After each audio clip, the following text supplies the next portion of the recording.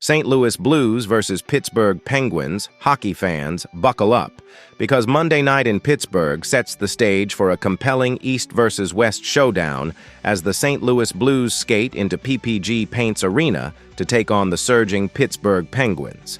It's a matchup featuring two teams heading in different directions early in the 2025-26 NHL season. The Blues, fighting to find their rhythm amid defensive struggles, and the Penguins, looking every bit like a Metro Division powerhouse chasing another strong start. At 3-4-1, St. Louis enters 7th in the Central Division, searching for stability. Pittsburgh, meanwhile, stands tall at 6-1, second in the Metro behind the high-flying New Jersey Devils, and eager to keep their momentum rolling in front of their home crowd. For the Blues, this game isn't just about earning 2 points, it's about rediscovering structure. Craig Berub's club has dropped 3 straight, surrendering 17 goals across that stretch, including a 6-4 loss to Detroit and a 7-4 defeat to Utah. The Penguins, on the other hand, just saw their 4-game win streak snapped in a 5-4 shootout loss to Columbus, but Mike Sullivan's group has been dominant over the last 2 weeks, outscoring opponents 19-9 in their previous 4 regulation wins. Tonight's storyline centers around whether St. Louis can weather Pittsburgh's relentless forecheck and rediscover its defensive identity, or if the Penguins' veteran firepower simply proves too much. Let's start in goal, where the matchup between Jordan Binnington and Arturs Silovs, or Tristan Jarry, shapes the complexion of this game.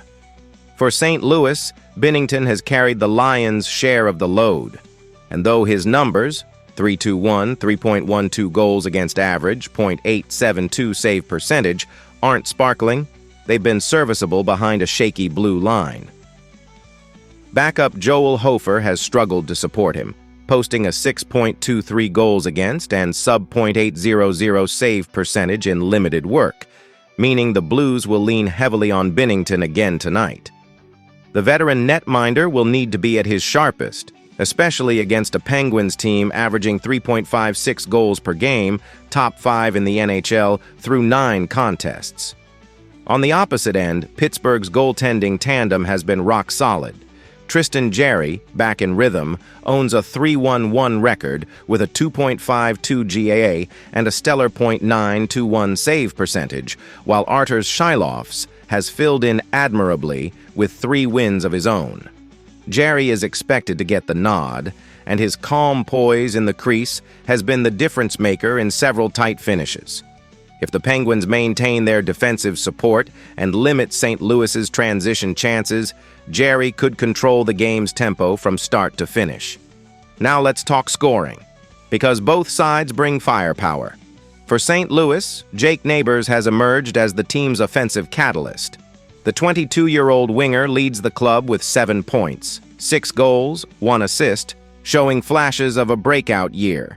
He's been the spark plug on a top line missing the playmaking of Robert Thomas, who's day-to-day but could return tonight after a brief absence. Thomas remains the heartbeat of the Blues' attack with 5 assists, driving possession and setting up Neighbors on the rush. Still, the depth behind them has wavered. Injuries to Alexei Toropchenko and Milan Lucic have thinned the forward rotation, forcing St. Louis to lean on younger skaters like Zach Dean, who's still on injured reserve, and depth players for secondary scoring. Contrast that with Pittsburgh, where the stars are not just shining, they're sizzling. Evgeny Malkin has been electric out of the gate, pacing the Penguins with 14 points, 2 goals, 12 assists, while quarterbacking the power play.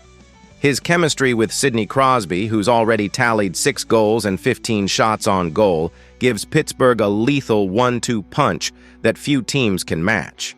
Together, they've fueled a Penguins offense that ranks among the league's best on the man advantage, converting at 33.3%. Malkin's puck control and vision have opened up seams, while Crosby's precision finishing and net front presence have kept goalies guessing. When that duo gets rolling, it often spells trouble for any opponent, and tonight could be no different. Statistically, these teams tell 2 very different stories. St. Louis averages 3.00 goals per game, but gives up a staggering 4.13, ranking near the bottom in goals against. Their penalty kill sits at 72%, leaving plenty of room for improvement, and their power play has been inconsistent, converting just 25%. On the other side, Pittsburgh boasts a far more balanced profile, scoring at a 3.56 clip while allowing only 2.56 goals against. Their special teams are dialed in, with a 33.3% power play efficiency and a penalty kill close to 78%. When you pair those numbers with a steady defensive core led by veterans like Chris Letang and a rejuvenated blue line group, the Penguins have become one of the most complete teams in the early going. Recent form only amplifies the contrast. The Blues have stumbled through a rough 5-game stretch, going 2-3 and allowing 28 goals in that span. Their lone bright spot came in a 3-1 win over Dallas, but defensive lapses and inconsistent goaltending have kept them from stringing wins together. Pittsburgh, by comparison, has been a model of consistency.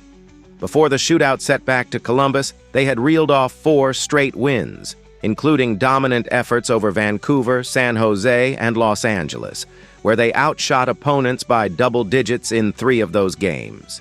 This is a team playing fast, structured, and confident hockey, even with key injuries on the wing. Speaking of injuries, both teams have significant names on their reports. St. Louis could be missing several regulars again tonight. Robert Thomas is day-to-day but may return. Alexei Toropchenko remains out until later this week.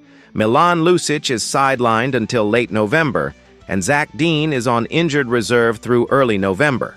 That's a lot of offensive depth missing for a team already struggling to keep up on the scoreboard.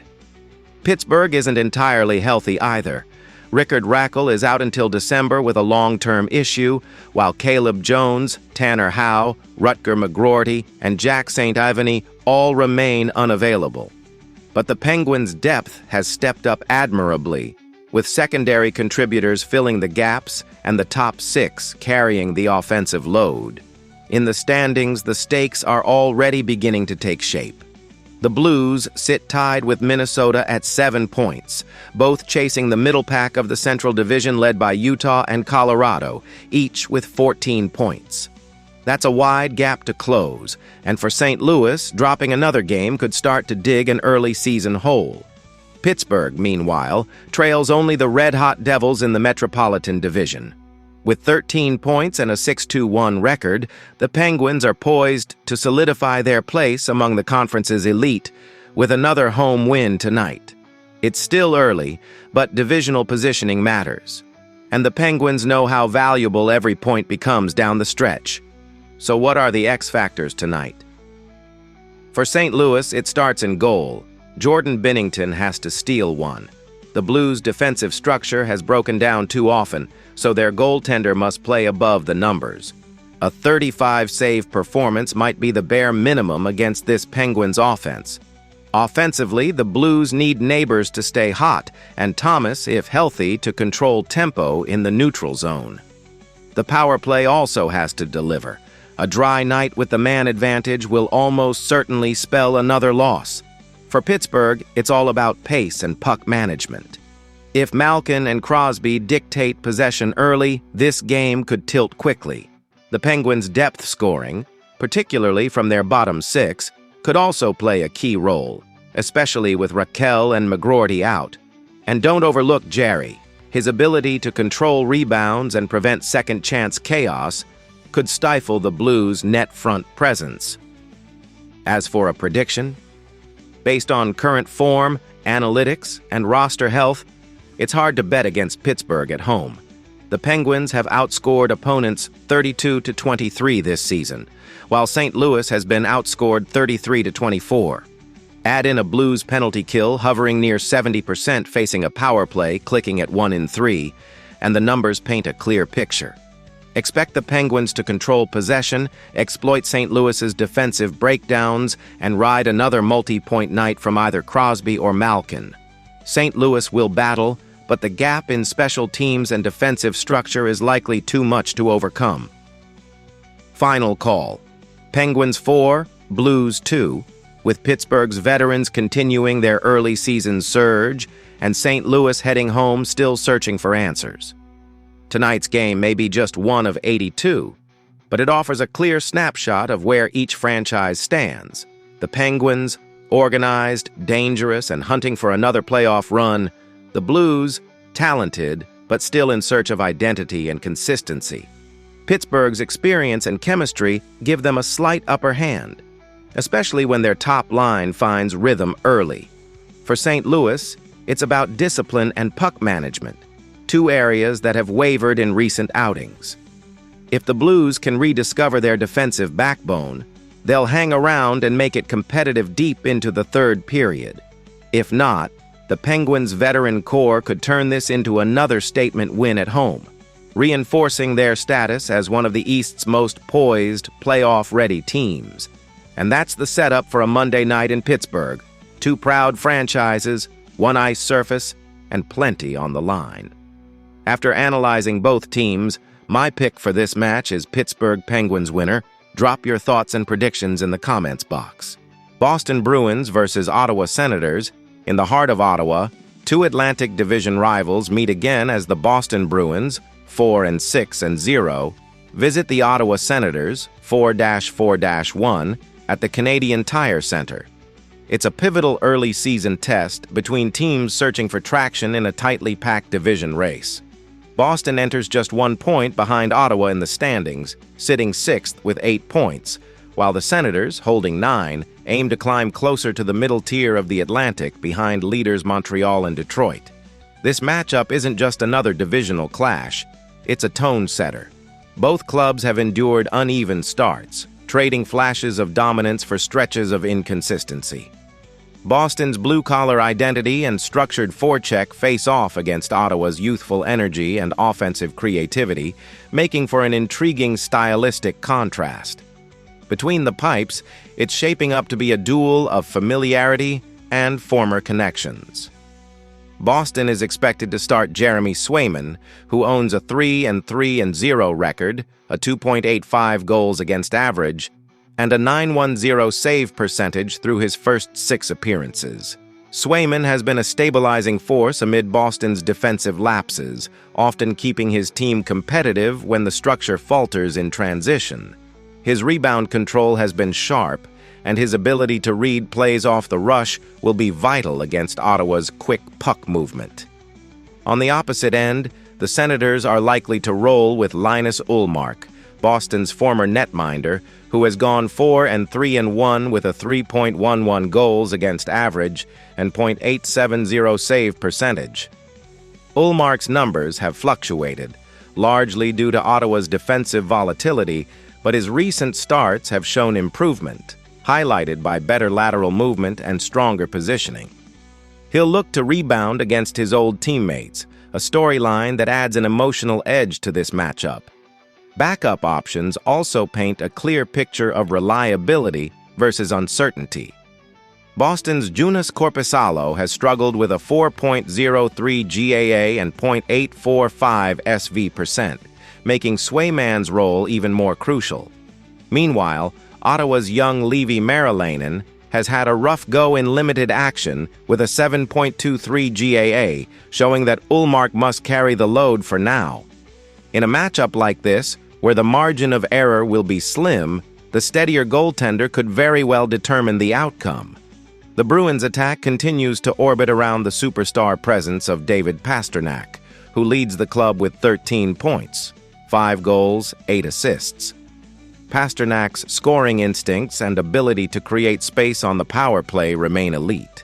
He's generating high-danger chances from the right circle with surgical precision. Complementing him is Morgan Geekie, who's been a pleasant surprise, pacing the team with 6 goals and showing improved shot volume with 19 shots on net. Boston's offensive success often hinges on whether its secondary lines can maintain pressure and win puck battles in the corners, areas that have occasionally been inconsistent through 10 games. Ottawa counters with the emerging presence of Shane Pinto, who has posted 9 points, 8 goals, 1 assist, and is finding his stride as a net front finisher. His chemistry with Claude Giroux, who leads the team with 8 assists, has anchored the Senators' top 6. Giroux's poise and playmaking vision continue to elevate the younger forwards, particularly on the power play, where Ottawa has been excellent at converting puck movement into quick-strike goals. Without Brady Tkachuk, sidelined until December, the Sens have relied on depth contributions from players like Josh Norris and Drake Batherson, both of whom have stepped up with responsible two-way play and timely goals. Recent form paints 2 distinct pictures. The Bruins, winners of just one of their last 5, have shown flashes of dominance but remain plagued by inconsistent defensive zone coverage. Their last 5 include a narrow 3-2 win over Colorado, followed by losses to Anaheim 7-5, Florida 4-3, Utah 3-2, and Colorado 4-1. Offensively, Boston is producing 3.20 goals per game, but defensive breakdowns have inflated their 3.50 goals against average. Their penalty kill remains a strong point at 87.2%, but too many trips to the box, 111 penalty minutes, most in the division, have tested that resilience. Meanwhile, the Senators are coming in hot, having won 3 of their last 5, including a 7-1 blowout win over Washington and a gritty 2-1 victory against Philadelphia. Their only real stumble came in a 3-2 overtime loss to Edmonton and a 5-4 defeat against the Islanders. Ottawa's 3.33 goals per game rank among the top half of the division, though they've struggled defensively with a 3.89 GAA. Their power play conversion rate of 28.1% has been lethal, but their penalty kill sits at just 64.5%, a glaring weakness against Boston's top-tier special teams. The Senators' home form, 2-2-1, contrasts with Boston's road woes, 1-3-0, adding another layer of intrigue. The Canadian Tire Center crowd often fuels Ottawa's aggressive forecheck, which could pressure Boston's defense early. In the Atlantic Division, every point counts, and both teams find themselves in the early stages of a tug-of-war for mid-tier positioning. Montreal leads the pack with 14 points, followed by Detroit, 12, and Florida, 10. Ottawa, Toronto, and Buffalo each sit at 9, while Boston lags just behind with 8. While it's far too early to panic, these are the kinds of divisional matchups that can decide playoff tiebreakers down the line. For Boston, the focus remains on stabilizing defensive play after a turbulent start. Their championship pedigree demands structure, and the next few weeks will reveal whether they can rediscover the balance between aggression and discipline. Ottawa, meanwhile, continues its push to prove last season's growth wasn't a fluke. The Senators' young core is maturing fast, and if they can tighten the neutral zone gaps and clean up their penalty kill, they have the offensive firepower to remain competitive deep into the spring. Both teams enter the night with key absences. The Bruins remain without defensemen Hampus Lindholm and Jordan Harris, both on injured reserve. Lindholm's puck-moving ability and first-pass efficiency are sorely missed, forcing Boston to rely more heavily on Charlie McAvoy and Brandon Carlo for top-pair minutes. Ottawa's loss is arguably more significant, as Captain Brady Tkachuk remains sidelined until mid-December with a lower body injury. His physical presence and net front dominance are irreplaceable, leaving a leadership and energy void.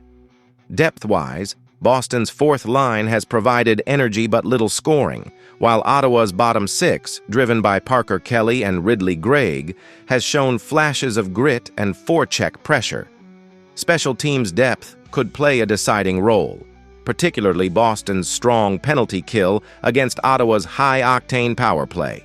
The first X factor lies in net front presence. Without Tkachuk, Ottawa needs another body willing to take punishment in the crease. Look for Shane Pinto to continue that role, but secondary forwards like Batherson will need to screen Swayman effectively. Secondly, Boston's blue line composure will be tested. With Lindholm out, maintaining clean exits under Ottawa's forecheck pressure becomes critical.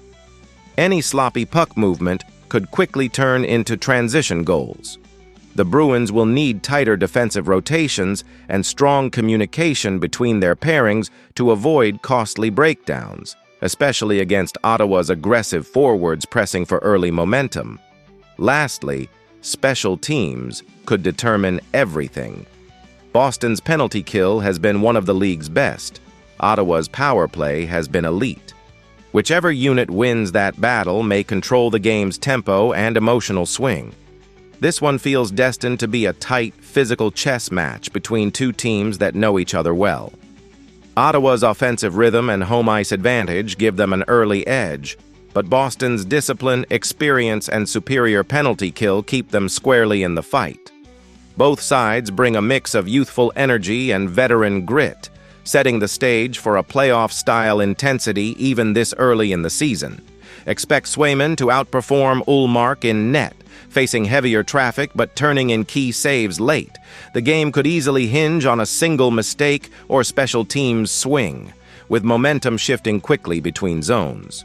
Ultimately, whichever team dictates tempo in the neutral zone and wins the battle along the boards will likely emerge victorious in what should be a fast, bruising, and tightly contested matchup.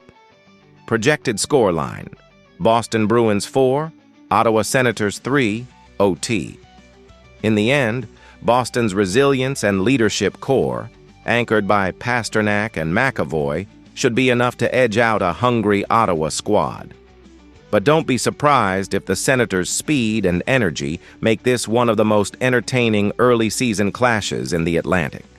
Boston's defensive structure and late-game composure give them the upper hand, yet Ottawa's improving power play and youthful depth could turn this into a back-and-forth contest. Expect momentum swings, physical intensity, and a playoff-like pace that tests both benches early in the campaign. For the Bruins, maintaining puck control and limiting neutral zone turnovers will be critical to dictating tempo, while Ottawa's ability to capitalize on quick transitions could keep the game unpredictable deep into the third period. Goaltending, too, may prove decisive. Ullmark's consistency under pressure against Ottawa's dynamic shooters could define the outcome. Ultimately, this matchup isn't just about 2 points in the standings. It's a measuring stick for both teams' early season form and a potential preview of how their Atlantic Division rivalry could evolve as the year unfolds. After analyzing both teams, my pick for this match is Boston Bruins winner. Drop your thoughts and predictions in the comments box.